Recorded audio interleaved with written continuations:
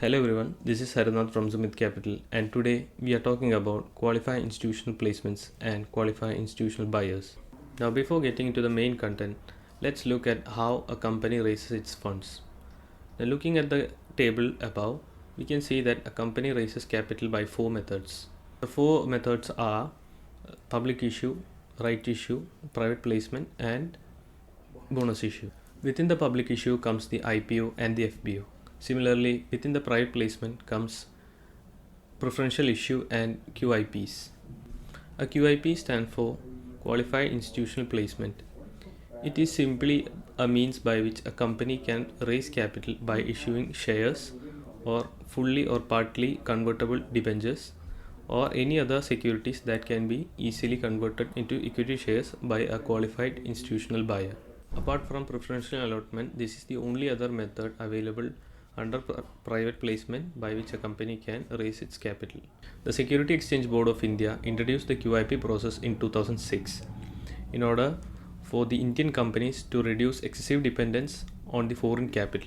It goes over other methods of raising capital by a company as it does not involve any common procedural requirements such as submission of pre-issue to the market regulators. The issuance of QIP and the acceptance of capital is far more quicker than that of IPOs and FPOs. This speed is because QIPs have far fewer legal rules and regulations to follow, making it cost efficient as the legal fee is also reduced. Now let's see the regulation set by SEBI for companies who wish to raise capital via QIP.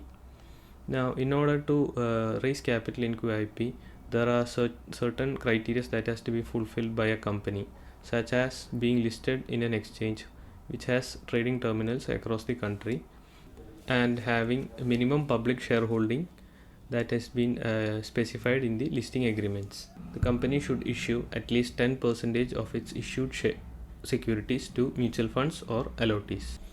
No individual institution is allowed to attain more than 50% of the issued securities.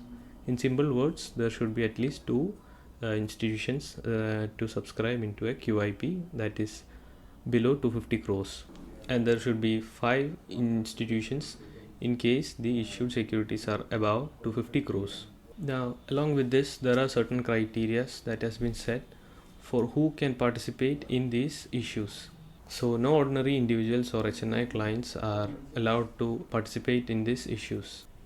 Only reserved category of institutions are allowed to participate in these QIPs, known as qualified institutional buyers. Now, these institutions are big investment firms who have the knowledge to interpret the financial data and make successful investments into companies. These are institutions who are registered with SEBI.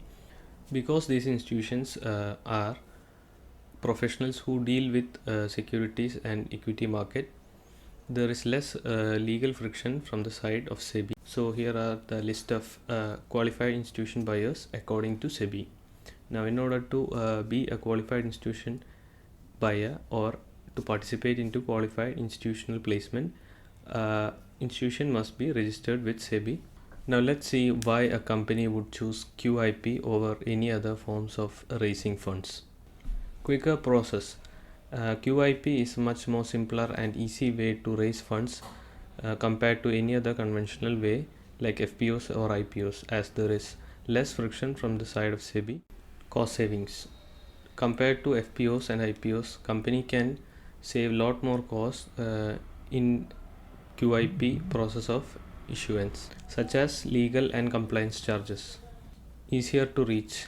In case of a QIP, a company would be able to reach out to big investors, whereas in the IPO or FPO process, it would take multiple layers of approvals and would depend on the public sentiments. Flexibility. In a QIP, a company can provide more customized terms and conditions to the investors, which can be beneficial for both the parties. Clarity. Now, in case of a QIP, there is less friction from the side of SEBI. Thus, it provides more clarity to the investors into the functions of the company. So here we come to the conclusion. Do let us know if there are any doubts from your side. do visit our website, and thank you for your valuable time.